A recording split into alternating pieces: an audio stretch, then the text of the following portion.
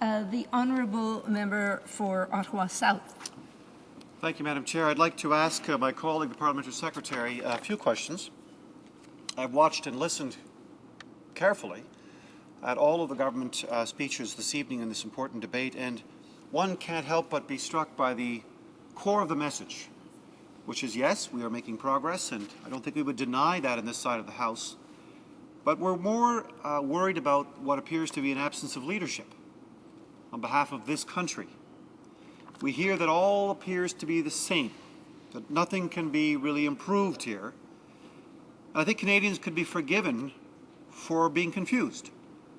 Just a year ago, the Prime Minister was using, I think, unfortunate language like, we would never cut and run, to more recently, we can't win. The resolution was passed a year ago. Of course, another huge change was the difference in tone, difference in approach, and I would argue difference in sophistication, coming from a Democratic administration in Washington under President Obama. I'd like to ask the member, Parliamentary Secretary, as Canada moves to The Hague for these meetings, what are we bringing to the table as a sovereign nation that is different from the resolution crafted by the official opposition a year and some months ago? Are we talking now more thoroughly about conflict resolution systems? What are we seeking to achieve as an outcome at The Hague? We know the 2011 timeline. Parliament has ratified the declaration, the resolution.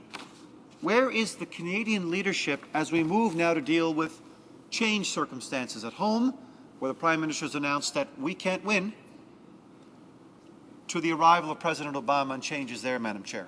The Honourable Parliamentary Secretary. Well, thank you, Madam Chair, and I thank my honourable colleague for the questions. I will offer perhaps a dose of reality. I think my honourable colleague will find that American foreign policy will change very little from the realities of the previous administration to the realities of this administration, because the realities in the world haven't changed. When he talks about what Canada will bring to the meeting in The Hague, what we're going to bring is leadership, the leadership that we've shown in Afghanistan, the leadership that we've shown in being one of the members of the Afghanistan Compact, the leadership that we've shown amongst the allies in ISAF. We're going to bring the respect of the United Nations, the respect certainly of the ISAF coalition, the 40-odd countries that are there. Canada has played a very leading role in all areas, whether it's military, and a lot of that support has come from, my colleague was right, it was the Liberals who sent Canada there in the first place, frankly under-equipped. We have taken that cause on. They're now one of the best equipped forces over there.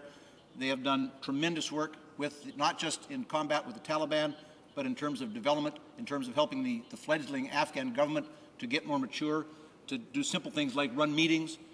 We've contributed tremendously to the progress so far. We're under no illusions that there's not a lot of progress or not a lot of work to be done.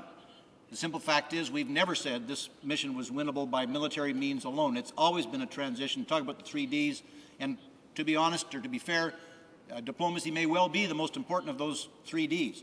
However, you cannot do the other 2 Ds, diplomacy and development, without defense. It is just not possible. And I think my honourable colleague agrees with that. So we're bringing 7-odd years of very, very strong track record of a lot of progress, admittedly a lot of challenges. It hasn't all been straight-line progress for sure. We're bringing all of that to the table. We are acknowledged as leaders in Afghanistan. We're acknowledged as leaders in that whole mission, and that's the credibility and respect that we're going to be bringing to the table.